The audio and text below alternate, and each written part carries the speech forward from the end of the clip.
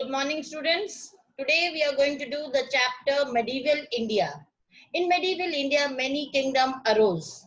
So we'll start with the kingdom of the South India, that is the Cholas. In South India, there were three important kingdoms: the Cholas, the Cheras, the Pandyas, and the Chalukyas. Means the Chalukyas are not very important, but then also it is included in that. Among them, the most powerful were the Cholas. There was a great unity between the Cholas, Cheras, and the Pandyas. Whenever a northern king tried to attack or invade the Deccan Plateau region, these three kingdoms unitedly fought with the northern kingdom. That is why many northern kings were not able to conquer these South Indian kingdoms. But they themselves fought among themselves. The three Cholas, Cheras, and Pandyas never had unity among themselves.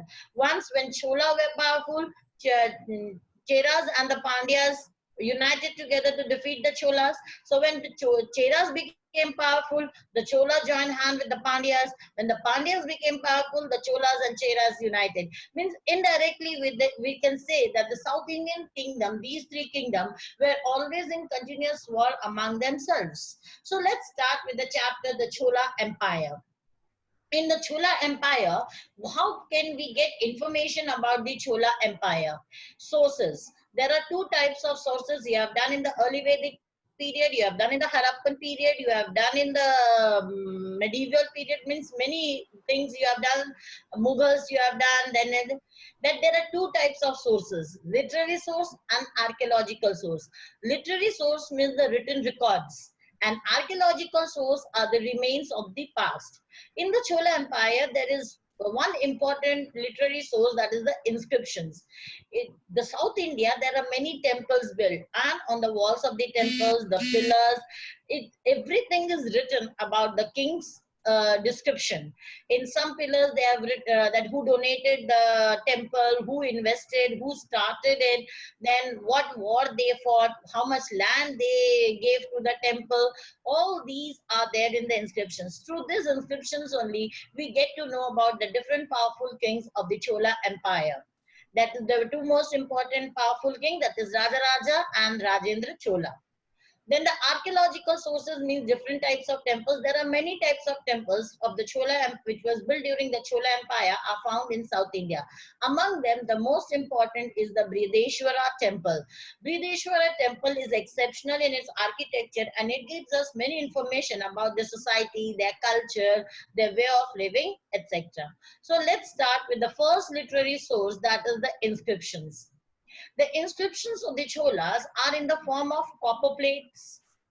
Grants means whatever the king did, he got it inscribed in a copper plate. Today we maintain register, we maintain, not today, we can say in 20th century we maintain register, we maintain copies, we maintain diaries.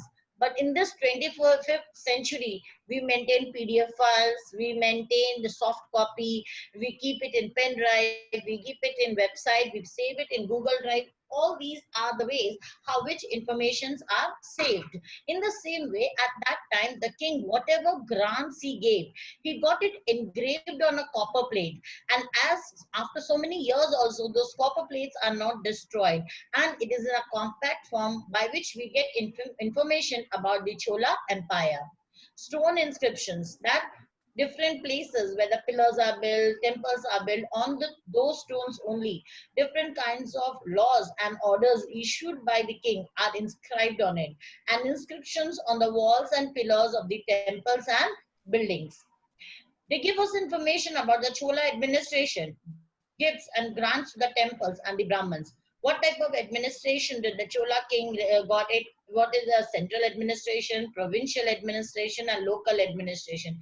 Means what officers were appointed, how the king kept control over the officers. These are mentioned in the administrations. Gifts and grants to the temples. What gifts and how much money the king has given to the temple and to the Brahmins. Because in our Indian society, donating to the Brahman is a great, what you say, great dharma, we say it. But yes, at that time the Brahmins had no other source of income. It was the king's grant which helped them to earn their livings. The jurisdictions of the judgment given by the king has also been found as public inscription.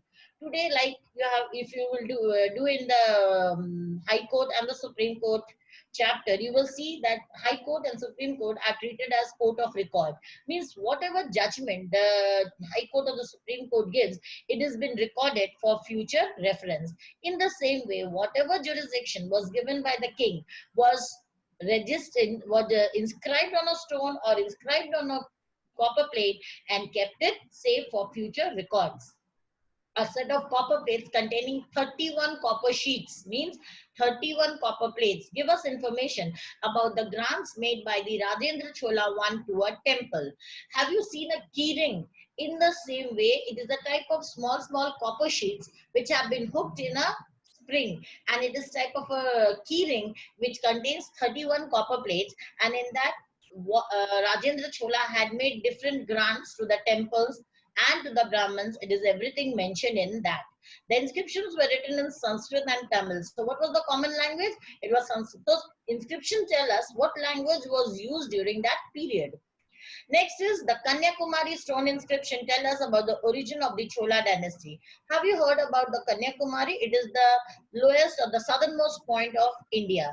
There, the Vivekanand Rock Memorial Temple is built. If you get in modern information, at that there also there is a big rock stone has been found which gives us detailed inscription of the Chola dynasty. Means some in the king or some other ruled at that place of the Chola dynasty who got it inscribed on it.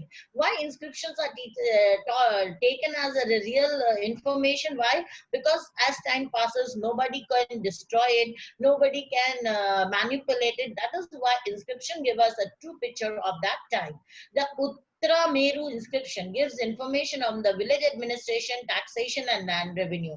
Uttara Meru is a place in South India where the Chola Empire existed. There, a big pillar is there. In that, in Tamil language, it's written that what village administration was followed, what type of taxation the king collected, and how the revenue increased and decreased. All information are there in the Uttarameru inscription.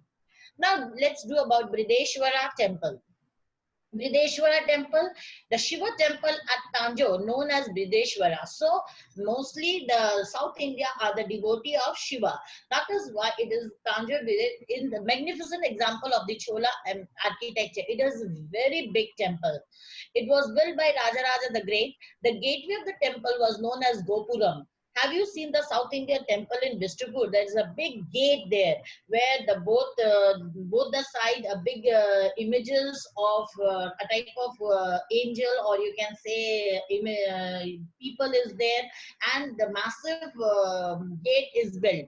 But when you enter it, only a small part of the gate open. So the gateway is a gopura, means a huge one. It has a large enclosure and lofty gates, means beautifully decorated with images of different shapes of gods and goddesses, angels, we can say.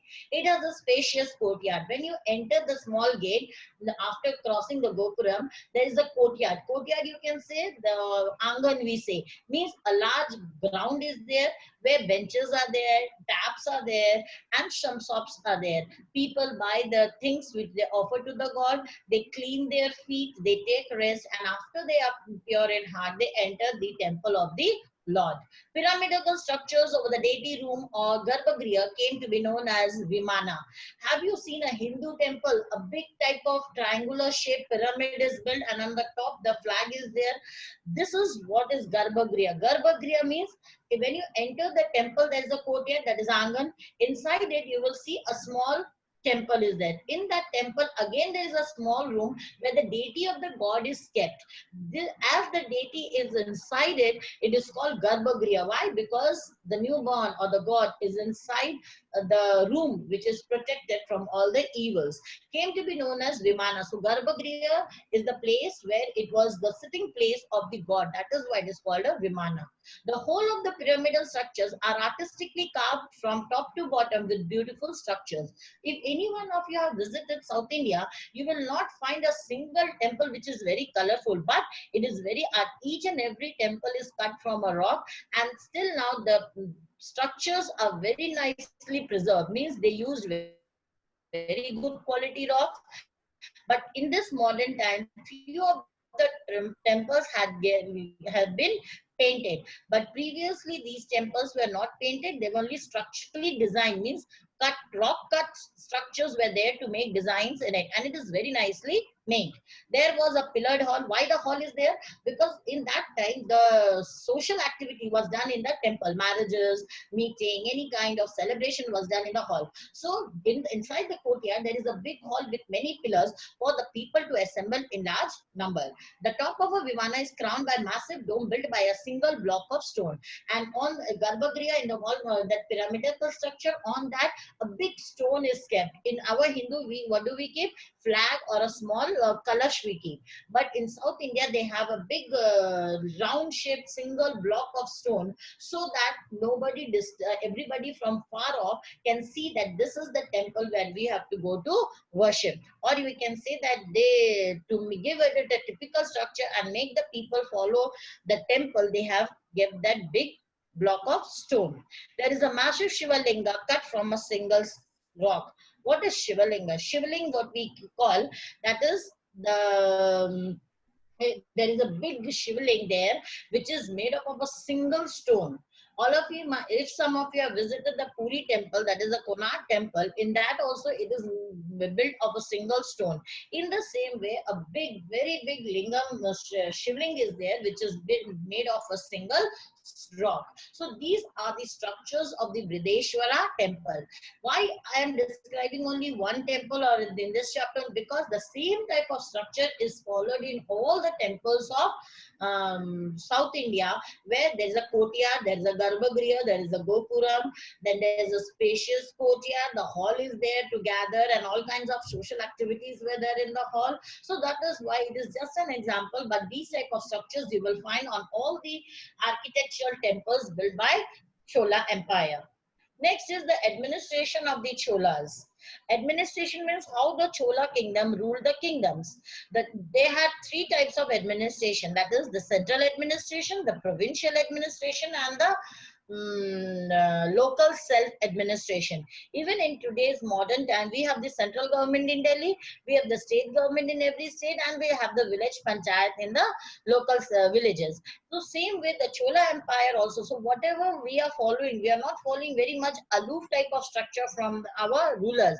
We had adopted the good qualities and tried to improve our administrative system. So the Chola administration was highly organized and the king had the ultimate power. The central administration was under the king, means the central administration totally, the king was the lawmaker and his words were the law. And he was assisted by his ministers and officers. Why the king always took a minister? Because many times the king got confused, or sometimes he consulted the officers, but the last decision was the king. So that these learned scholarly people were appointed as the officers by the king and ministers by the king, they helped him to take the good decision or a correct decision by which they will able to administer the kingdom properly. The king visited the various parts of his kingdom and was always prepared to provide relief to the people.